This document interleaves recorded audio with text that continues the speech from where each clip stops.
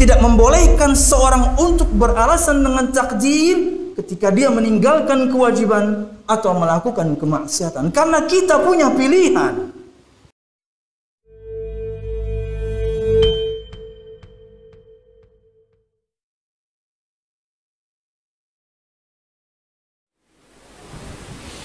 Assalamualaikum warahmatullahi wabarakatuh.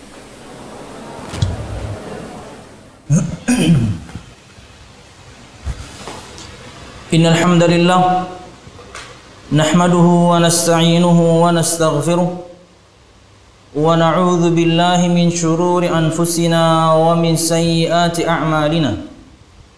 Man yahdihillahu fala mudilla lahu wa man yudlil fala hadiya lahu. Ashhadu an la ilaha illallah wahdahu la syarika lah wa ashhadu anna Muhammadan abduhu wa rasuluh. Qala Allah Ta'ala fil Qur'anil Karim, a'udzu billahi minasy syaithanir rajim. Ya ayyuhalladzina amanu taqullaha haqqa tuqatih wa la tamutunna illa wa antum muslimun. يا أيها الناس اتقوا ربكم الذي خلقكم من نفس واحدة وخلق منها زوجها وبث منهما رجالا كثيرا ونساء واتقوا الله الذي تساءلون به والأرحام إن الله كان عليكم رقيبا يا أيها الذين آمنوا اتقوا الله وقولوا قولا سديدا يصلح لكم أعمالكم ويغفر لكم ذنوبكم ومن يطع الله ورسوله فقد فاز فوزا عظيما فإن أصدق الحديث كتاب الله وخير الهدي هدي محمد صلى الله عليه وسلم وشر الأمور محدثاتها فإن كل محدثة بدعة وكل بدعة ضلالة وكل ضلالة في النار أما بعد. Hadirin jamaah Jumat rahimakumullah. Alhamdulillah, segala puji dan syukur marilah kita haturkan kepada Allah Subhanahu wa ta'ala. Kemudian salawat serta salam semoga selalu tercurahkan kepada junjungan besar Nabi kita Muhammad sallallahu alaihi wasallam, juga beserta para sahabatnya, keluarganya, dan segenap kaum muslimin yang selalu istiqamah berpegang teguh dengan Islam sampai hari kiamat kelak. Hadirin jamaah Jumat rahimakumullah, pada kesempatan siang hari ini kembali kita ingin menyebutkan satu tema yang biasa kita ulang-ulang, tentunya agar semua kita selalu ingat, khususnya berkaitan dengan rukun iman yang terakhir, berkaitan dengan iman kepada takdir Allah Subhanahu wa ta'ala. Takdir makna mudahnya adalah beriman akan semua ketentuan Allah Subhanahu wa ta'ala kepada semua makhluknya, berdasarkan ilmu Allah Subhanahu wa ta'ala dan hikmah di balik semua ketentuan tersebut. Dan beriman kepada takdir ini memiliki 4 tahapan yang harus kita faham. Pertama, al-ilm, ilmu. Artinya adalah kita mengimani bahwasanya Allah Subhanahu wa ta'ala mengetahui segala sesuatu, baik itu secara global maupun atau apalagi yang dicek, berkaitan dengan perbuatan Allah dan juga perbuatan makhluknya.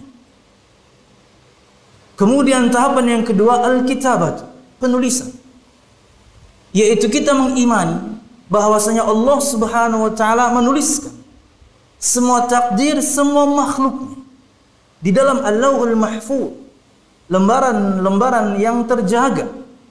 Imam Ibn Katsir menyebutkan dengan istilah mustauda iradatillah, ia layaknya tempat atau gudang akan semua kehendak Allah Subhanahu wa ta'ala.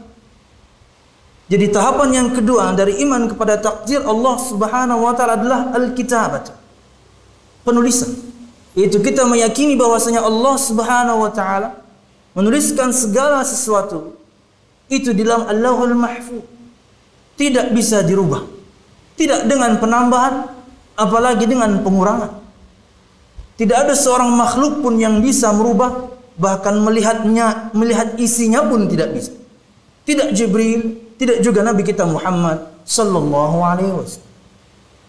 Dan dua tahapan pertama ini disebutkan dalam firman-Nya, alam ta'lam annallaha ya'lamu ma fis samawati wal ard, inna dzalika fi kitabin, inna dzalika 'ala Allahi yasir. Tidakkah kamu mengetahui bahwasanya Allah Subhanahu wa taala mengetahui segala yang di langit dan yang di bumi? Sesungguhnya semua itu ada dalam satu kitab, Allahul Mahfuz, dan semua itu mudah bagi Allah Subhanahu wa taala.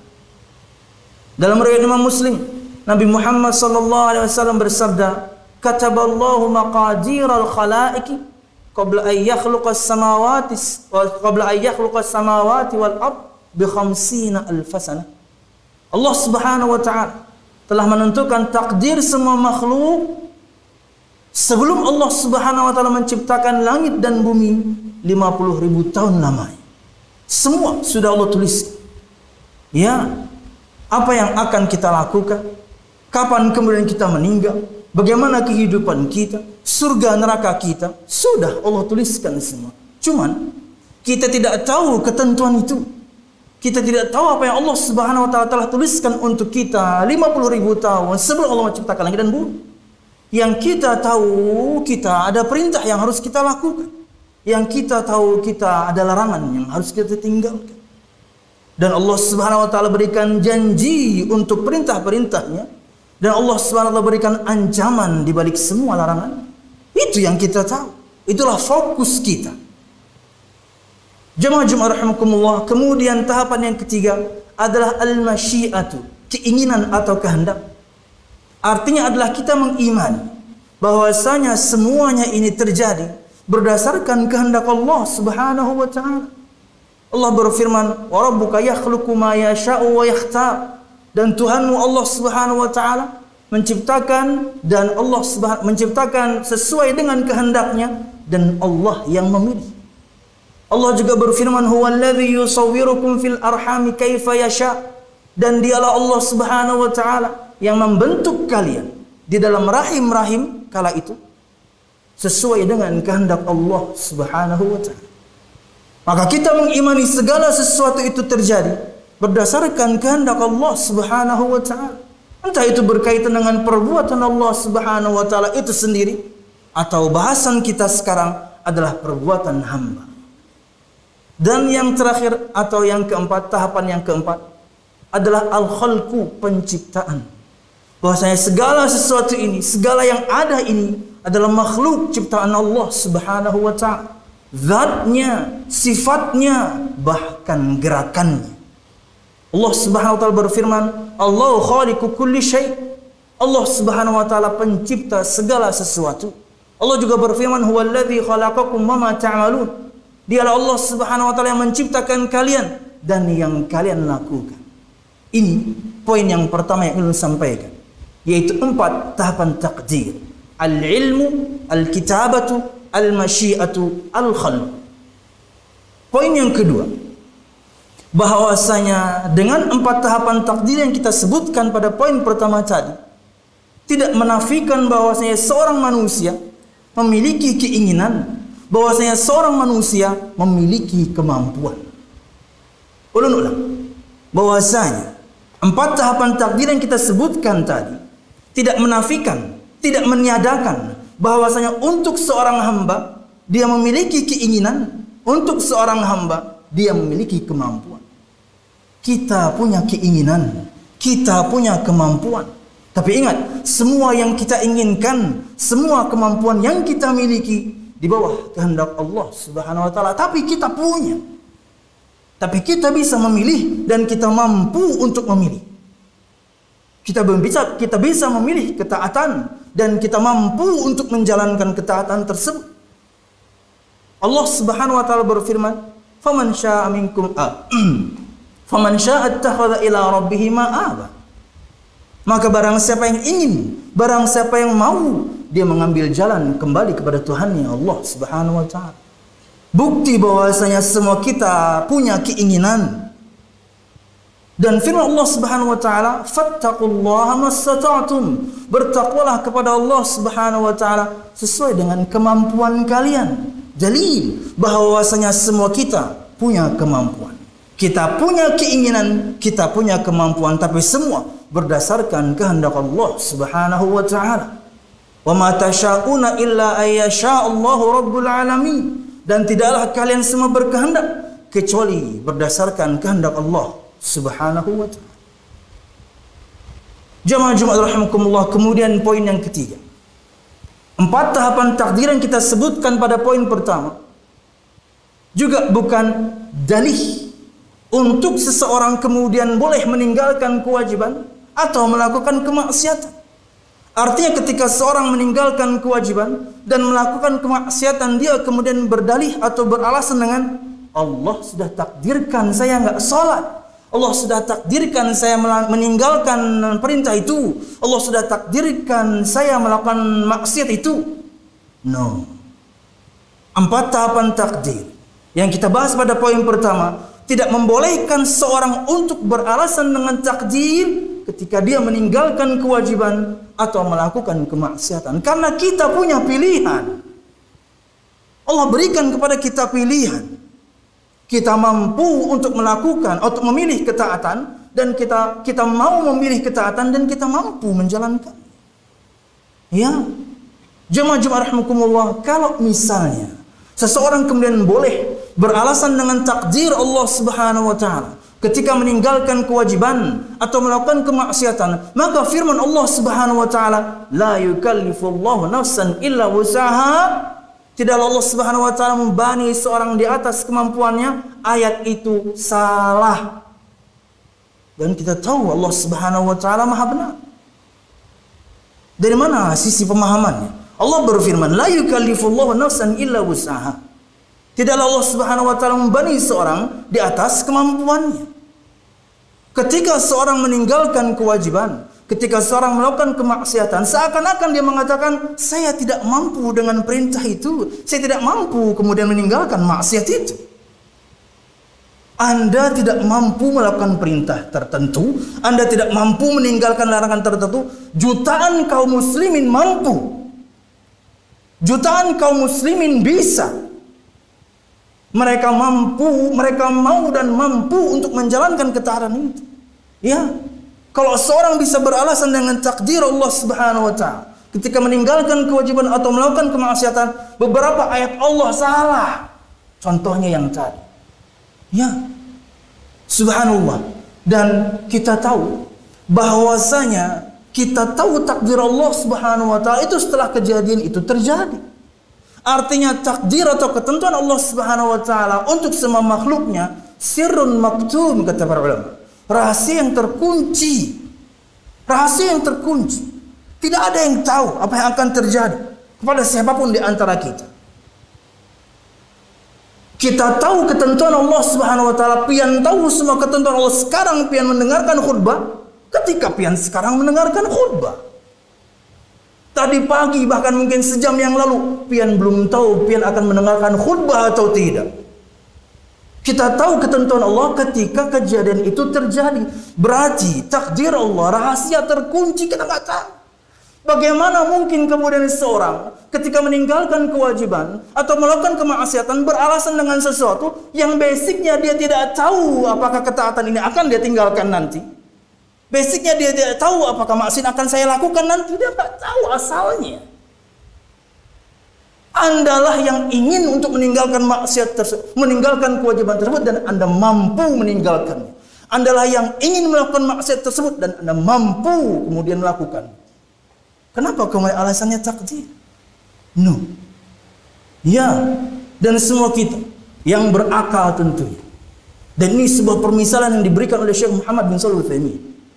Jika diberikan kepada kita pilihan, bahwasanya, mas, kalau belok kanan nanti akan berakhir di negeri yang indah, dapat rumah, dapat pekerjaan, dapat pasangan, nikmat. Tapi mas, kalau Anda belok kiri, Anda ambil jalan kiri, sebaliknya, buru-buru Anda dapat kerjaan, apalagi kenikmatan, apalagi pasangan, tujuannya adalah negeri yang hancur-hancur. Siapapun di antara kita mesti memilih belok kanan. Kata Syekh, apa bedanya itu dengan perintah? Apa bedanya itu dengan gambaran dari Allah? Dan juga Nabi Muhammad SAW akan nikmat-nikmat surga dan ancaman-ancaman neraka. Kita sudah tahu janji Allah Subhanahu wa taala dengan surganya, dengan semua detail nikmatnya dari Nabi Muhammad, kita sudah baca. Ancaman Allah Subhanahu wa taala dengan nerakanya dengan semua detail kengeriannya, kita sudah tahu. Apa bedanya itu? Kata beliau, pilih. Kita mampu untuk memilih, kita bisa untuk melakukan ketaatan ini insyaallah.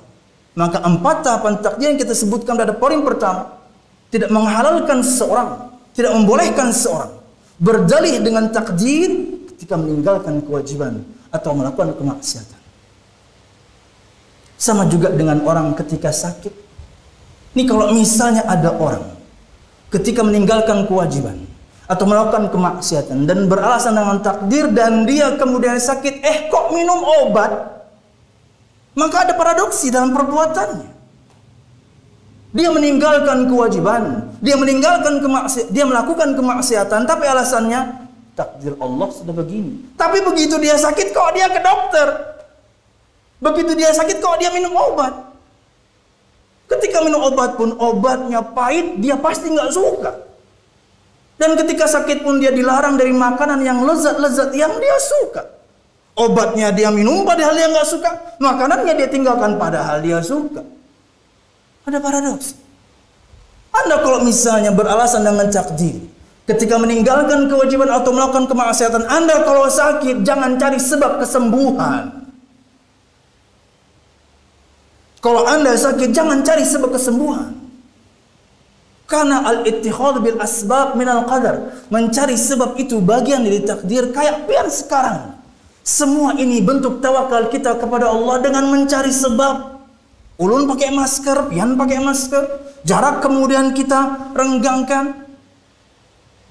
Ya, tidak berjabat tangan dulu, kita cuci tangan dulu tadi sebelum masuk misalnya. Dan semua protokol itu. Kenapa? Kita mencari sebab keselamatan dan menghindar dari sebab kemudaratan. Jadi kalau ada orang tidak percaya COVID ini, ya nggak percaya. Ke masjid dia tanpa masker, ke masjid dia pengennya rapat, nggak cuci tangan, pengennya jabat tangan, tak taunya sakit dan kemudian minum obat. Paradoksi. Anda tidak mencari sebab keselamatan dalam masalah masuk masjid, tapi Anda mencari sebab kesembuhan ketika Anda sakit. Itu nggak nyambung. Jamaah Jumat rahimakumullah. Ini bentuk tawakal kita kepada Allah. Berdasarkan kemudian perkataan para ahli, kita ikut. Karena mereka ahli di bidangnya. Siapapun di antara Anda bukan tenaga kesehatan, nggak usah banyak ngomong. Ikuti arahan, selesai. Kalau Anda ingin mendebat, Anda harus selevel dengan si dokternya. Siapa di antara kalian kemudian ketika diberikan obat kemudian Anda mendebatnya? Bapak sakitnya ini, obatnya ini ya Pak. Oh gini dok, menurut saya obat ini adalah, nggak ada yang begitu kan? Karena Anda bukan di levelnya untuk berdebat dengan dia. Anda nggak ada ilmunya. Kita harus sadar diri, kita harus tahu diri. Cermin yang ada di rumah sering-sering dipakai. Siapa saya? Sama dalam perkara agama juga. Terkadang kita bukan di makomnya, kita bukan di tempatnya. Kita tidak punya ilmu itu, kemudian Anda berbicara sok yang paling tahu, subhanallah. Cermin di rumah itu pakai untuk ngacak siapa saya. Anda pedagang, Anda pintar dalam masalah bisnis, Anda berbicara tentangnya, top, ustadz pun mungkin nggak bisa ngomong tentang itu. Nakas pun mungkin tidak bisa ngomong tentang itu. Kenapa? Ilmu mereka nggak ada. Tapi sebaliknya pun sebaliknya. Ini bentuk tawakal kita kepada Allah Subhanahu wa taala, dan di antara bentuk talbis iblis untuk semua kita, hai orang-orang yang ahli ibadah insyaallah amin. Di antara bentuk talbis iblis dalam bab tawakal adalah hal-hal yang seperti ini. Disebutkan bahwa seseorang datang kepada Imam Ahmad bin Hanbal rahimahullah mengatakan, "Wahai Imam Ahmad, Saya ingin safar dan saya tidak membawa bekal. Saya tawakal kepada Allah. Saya pengen safar, saya nggak bawa bekal. Kata Imam Ahmad, berbekallah kamu pengen safar. Tidak, wahai Imam Ahmad, saya tawakal kepada Allah, maka saya akan safar tanpa membawa bekal. Oke, tapi kamu harus safar sendirian, jangan ikut kafilah safar. Oh, nggak bisa Imam, saya harus ikut kafilah safar. Kalau begitu kamu masih bergantung dengan kafilah safar. Bukan tawakal namanya, kamu nanti akan minta makanan mereka, kamu nanti akan minta minum mereka. Bukan tawakal namanya. Berbekal kamu. Kalau pengen, sendirian kamu safarnya, dan kemudian silahkan. Talbis.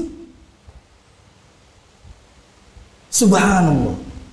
Dan ini terjadi kepada sebagian di antara kita. Betul Anda mungkin sehat, Anda masih muda, hingga kemudian Anda tidak percaya adanya virus ini. Ketika kena pun mungkin beberapa hari kemudian Anda sehat lagi. Apakah Anda tidak pikirkan orang-orang di sekitar Anda, orang-orang yang sudah memiliki penyakit bawaan, nggak sampai sepekan di bawah, terserah takdir Allah tentunya, berdasarkan ketentuan Allah tentunya. Orang-orang yang rata-rata punya penyakit bawaan nggak sampai 1 bulan, bahkan 1 pekan sudah selesai karena sudah bawa penyakit bawaan. Berapa di antara kita yang mungkin sudah 50 tahun ke atas? Banyak.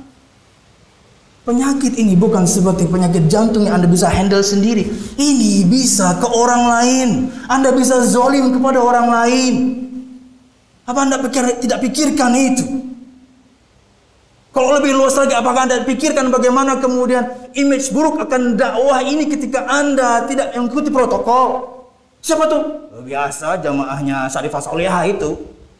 Siapa sih itu? Biasa jamaahnya Masjid Imam Syafi'i itu. Apa Anda nggak mikir ke sana? Ketika Anda tidak menjaga protokol ini, di mana orang lain menjaganya, dakwah ini bisa rusak karena Anda satu orang yang keras kepala, yang sombong, yang nggak punya cermin di rumahnya, tidak tahu diri. Aqul qouli hadza wa astaghfirullah li wa lakum wa lisa'il mu'minin fastaghfiruhu innahu huwal ghafurur rahim.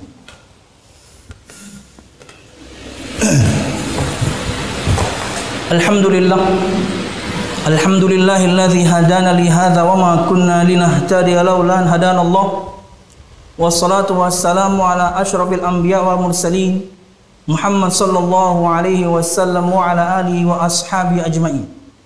Alladzi haraba al-batil wa ayyada al-haq wa tamasa ar-radha'il wa ahya al-fadha'il wa tammama makarimal akhlaq wa hada an-nasa ila siratin mustaqim.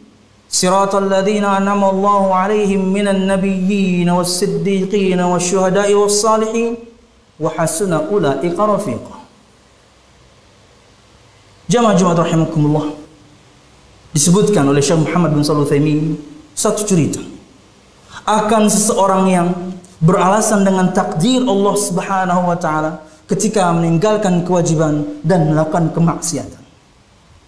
Beliau sebutkan satu pertanyaan, jika orang yang beralasan dengan takdir Allah meninggalkan kewajiban dan melakukan kemaksiatan beralasan dengan takdir Allah, kemudian istrinya kehormatannya direnggut orang, anak perempuannya kehormatannya direnggut orang.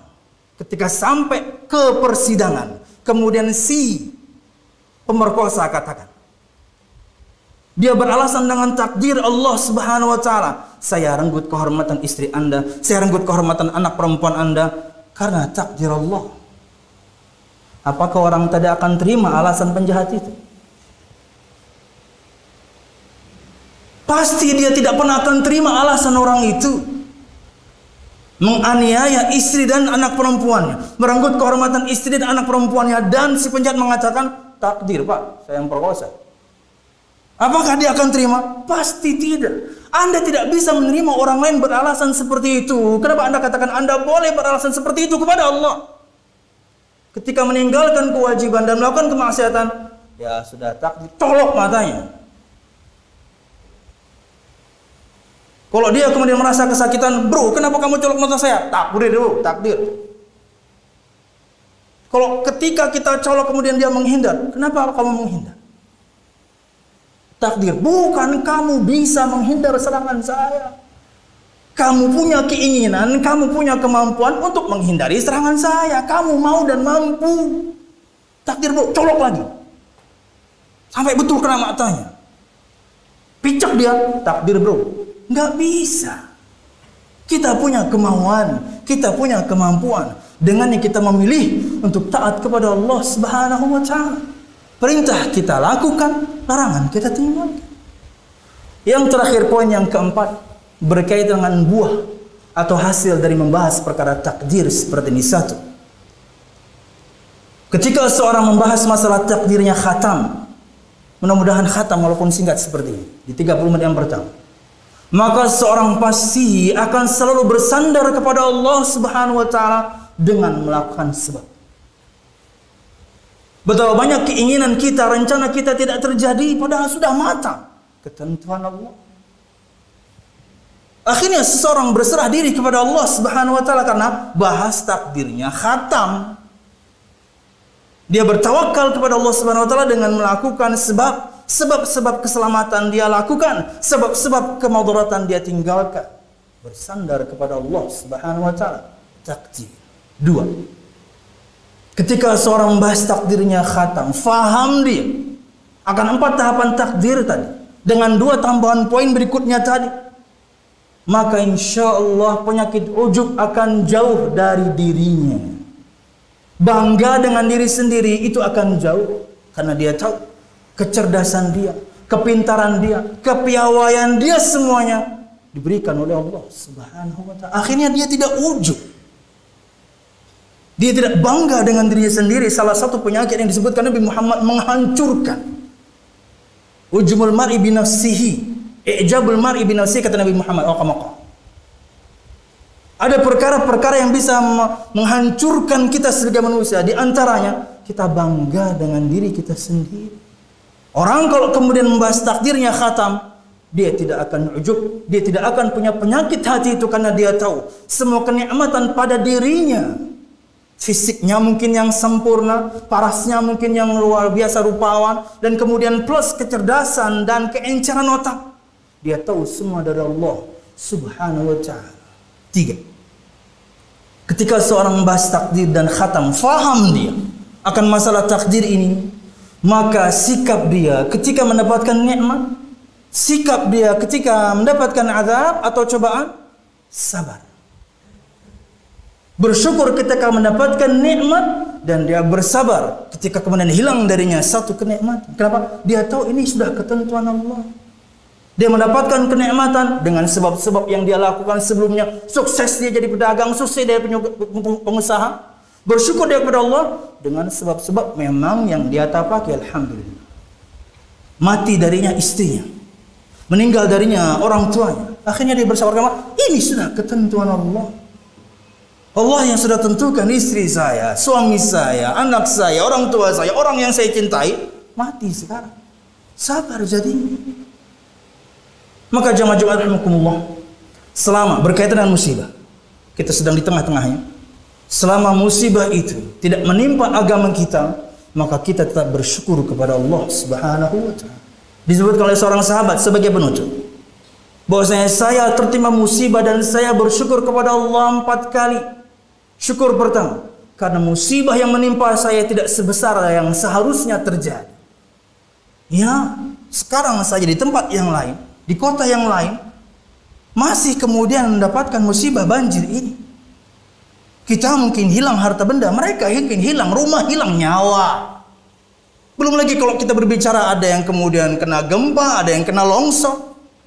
Bersyukur kepada Allah karena musibah yang menimpa kita tidak sebesar yang sebagaimana seharusnya. 2, bersyukurlah kepada Allah Subhanahu wa Ta'ala karena Allah, kata sahabat, dan aku bersyukur kepada Allah yang kedua karena Allah berikan aku rizki kesabaran untuk menghadapi. Syukur yang ketiga, ketika aku terima musibah, aku bersyukur kepada Allah karena aku diberikan taufik bisa mengatakan inna lillahi wa inna ilaihi raji'un, dan darinya aku mengharap pahala Allah. Dan syukur yang keempat, kata beliau, aku bersyukur musibah ini, bencana ini, petaka ini tidak mengenai agama. Alhamdulillah kita masih menjalankan ketaatan. Alhamdulillah kita bisa meninggalkan kemaksiatan. Tapi kalau orang kemudian meninggalkan ketaatan, orang melakukan kemaksiatan, itulah musibah terbesar pada diri ini, karena itu pada perkara agamanya. Bersyukurlah kepada Allah Subhanahu wa taala karena kita tidak menimpa kita musibah dalam agama kita. Tanpa mensucikan siapapun, semoga siapapun di antara kita istiqamah dengan Islam ini, tetap menjalankan ketaatan, meninggalkan kemaksiatan, dan semua tentunya khususnya dalam ketaatan berdasarkan atau sesuai dengan kemampuan yang dia miliki. Ini yang bisa ulun sampaikan. Mudah-mudahan bermanfaat. Saladul khilaf wal manma. Semoga siapapun di antara kita betul-betul sudah khatam membahas masalah ini hingga kemudian ada buah dan hasil yang bisa dia dapatkan. Berserah diri kepada Allah dengan tetap melakukan sebab, ujub hilang dari dirinya, dan ketika mendapatkan nikmat dia bersyukur, ketika mendapatkan petaka, musibah, kesusahan dia bersabar, dan di balik itu ada pahala dari Allah Subhanahu wa taala. Insyaallah amin ya rabbal alamin. Subhanallah. Allahumma qsim lana min khasyatika ma tahulu bihi bainana wa baina ma'siyatik, wa min ta'atika ma tuballighuna bihi jannatak, wa min al-yaqini ma tuhawwinu bihi 'alaina masa'ibad dunya, wa matti'na Allah bi asma'ina wa absarina wa quwwatina abadan ma ahyaytana, waj'alhu al-waritha minna waj'al tha'rana 'ala man zalamana ya arhamar rahimin. Rabbana hab lana min azwajina wa dhurriyyatina qurrata a'yunin waj'alna lil muttaqina imama. Rabbana la tuzigh qulubana ba'da idh hadaytana wa hab lana min ladunka rahmah innaka antal wahhab. Allahumma inna nas'aluka husnal khatimah wa na'udzubika min su'il khatimah ya arhamar rahimin. Allahumma inna nas'aluka al-jannata wa ma qarraba ilayha min qawlin aw amal, wa na'udzubika minan nari wa ma qarraba ilayha min qawlin aw amal. Rabbana atina fid dunya hasanah wa fil akhirati hasanah wa qina adzaban nar. Subhana rabbika rabbil izzati amma yasifun wa salamun alal mursalin walhamdulillahi rabbil alamin. Aqimissalam.